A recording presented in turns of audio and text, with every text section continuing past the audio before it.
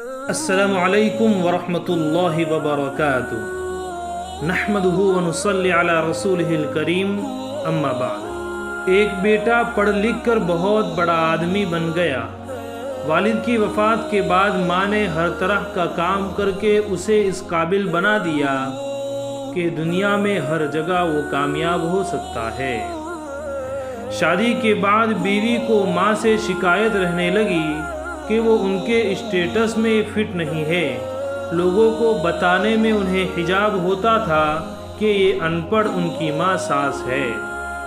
بات بڑھنے پر بیٹے نے ایک دن ماں سے کہا، ماں میں چاہتا ہوں کہ میں اب اس قابل ہو گیا ہوں کہ کوئی بھی قرض ادا کر سکتا ہوں، میں اور تم دونوں خوش رہے، اس لیے آج تم مجھ پر کیے گئے اب تک کے سارے اخراجات سود سمیت ملا کر بتا دو، میں وہ ادا کر دوں گا، پھر ہم الگ الگ سکھی رہ لیں گے۔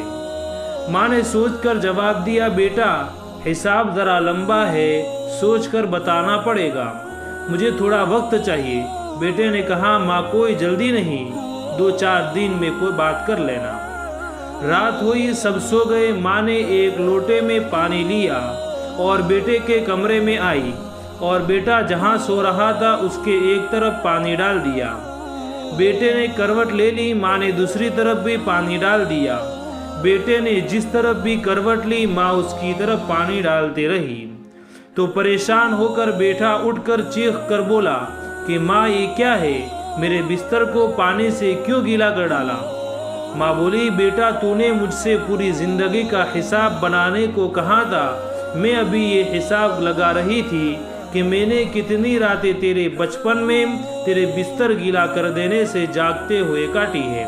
یہ تو پہلی رات کا حساب ہے اور تو ابھی سے گھبرا گیا، میں نے تو ابھی حساب شروع بھی نہیں کیا جسے تو ادا کرے۔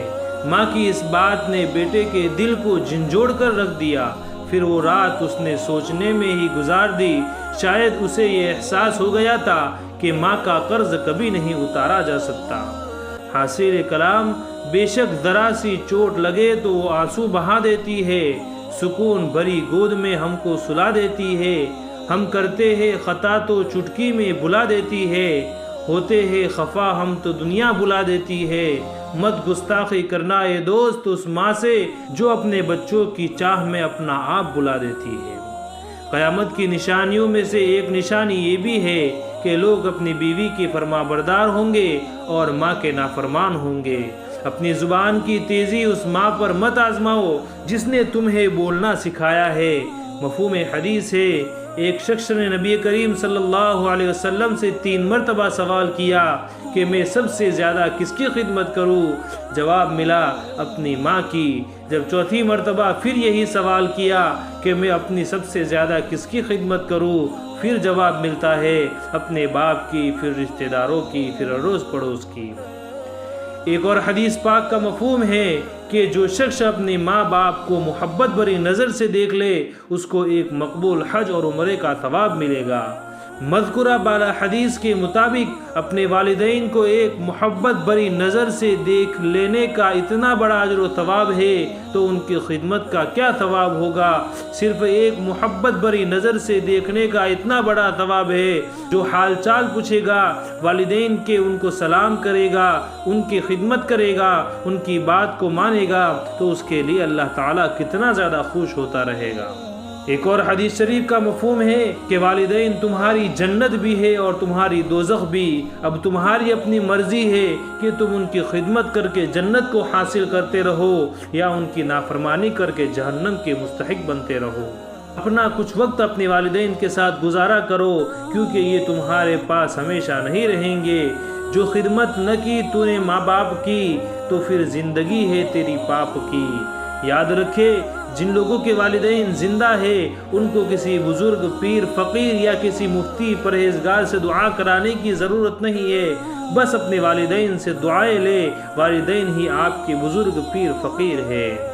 حضرت موسیٰ علیہ السلام کوہ طور پر اللہ تعالیٰ سے باتیں کرنے کے لیے جایا کرتے تھے۔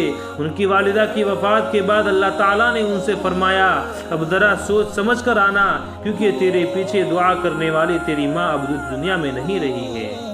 سب سے بڑی سعادت ہے والدین کی خدمت، سب سے بڑی عبادت ہے والدین کی خدمت۔ والدین کی قدر ان لوگوں سے پوچھئے جن کے والدین اس دنیا میں نہیں ہے۔ حدیث شریف کا مفہوم ہے کہ جو شخص جمعہ کے دن اپنے والدین کی قبر کی زیارت کرے تو اس کے تمام گناہ معاف کر دیے جاتے ہیں۔ ذرا اندازہ کیجئے کہ مرنے کے بعد بھی ان کی قبر کی زیارت کرنا ہمارے گناہوں کو معاف کر دیتا ہے۔ ہم اپنے والدین کی شفقت سے ان کے مرنے کے بعد بھی فیضیاب ہوتے رہتے ہیں، تو دنیا میں ان کی خدمت کرنے سے کتنا بڑا اجر و ثواب حاصل ہوتا ہوگا۔ قرآن مجید میں ہے کہ رب کی رضا باپ کی رضا میں ہے اور رب کی ناراضگی باپ کی ناراضگی میں ہے۔ قرآن کریم میں ایک جگہ اور ہے کہ ارشاد ہوتا ہے کہ اپنے والدین کے ساتھ اچھا سلوک کرو اور انہیں نہ جھڑکو، بلکہ یہاں تک کہا گیا کہ ان کے سامنے اف تک نہ کہو۔ ایک حدیث شریف کا مفہوم ہے کہ باپ کی اپنے بیٹے کے حق میں دعا بہت قبول ہوتی ہے۔ آئیے ہم سب عہد کریں کہ آج کے بعد اپنے والدین سے کوئی جھگڑا نہیں کریں گے، ان کے سامنے زبان درازی نہیں کریں گے، نہیں اپنی زبان سے ان کو کوئی تکلیف پہنچائیں گے، والدین کا ادب کریں گے، ان کی خدمت کریں گے اور ان سے دعائیں لیں گے انشاءاللہ العزیز۔ اللہ تعالی ہم سب کو اپنے اپنے والدین کے ساتھ حسن سلوک کرنے کی توفیق عطا فرمائے اور اپنے والدین کے حقوق کو پورا کرنے والا بنائے، آمین۔ وآخر دعوانا ان الحمد للہ رب العالمین۔